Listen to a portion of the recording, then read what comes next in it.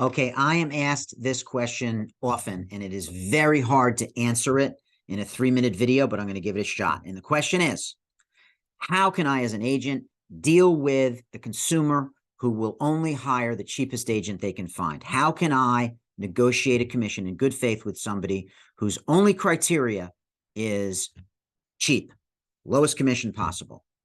So I'm going to answer that question with a couple of questions of my own, because it has more to do with a mindset than it does with any particular thing you say.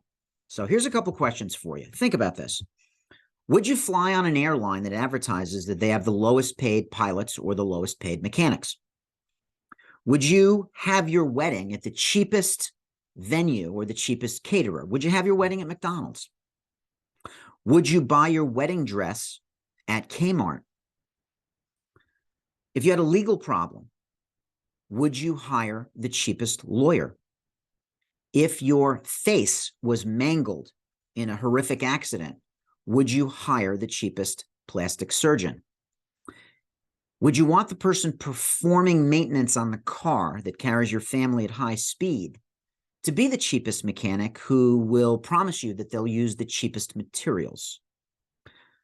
If you were designing a children's hospital or a home for your family, would you use the cheapest architect who promised that they would use the cheapest materials?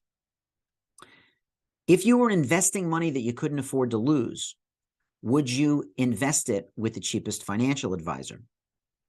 Would you want to send your children to a school district where their value proposition is, we pay our teachers the lowest? Or would you want to live in a town that says, come live here, we pay our police officers the lowest? And lastly, would you buy a discount parachute? Now, we all know the answers to these questions. In most instances, the answer would be absolutely not. I am not going to step into the van for my vasectomy. I'm going to go to the hospital, thank you very much, and I'm going to have my insurance pay for it. I'll pay out of pocket, but I'm not stepping into the van. We broker the largest transaction of most people's lives, and low-paid people don't do very well in just about every endeavor, including real estate. So if you can't negotiate on your own behalf, it's very hard to look a consumer in the eye and promise them that you'll be able to negotiate on their behalf. Let's face it, the real estate commission is one of the least understood, most misunderstood phenomenon in housing. People see those large numbers on a closing statement and they have no idea that the commission split is between two brokers, where it is split again, and sometimes even again between teams. And the agent, the one agent that they've been dealing with might get a small fraction of that large number that they see.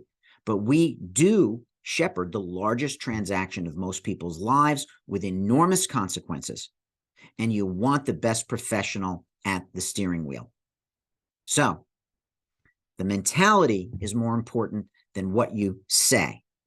But you have to convey to people that you are worth it, and you are worth it because you're going to work on their behalf, that you know what you're doing, and most importantly, cheap, especially in housing, cheap never equals better. Good luck.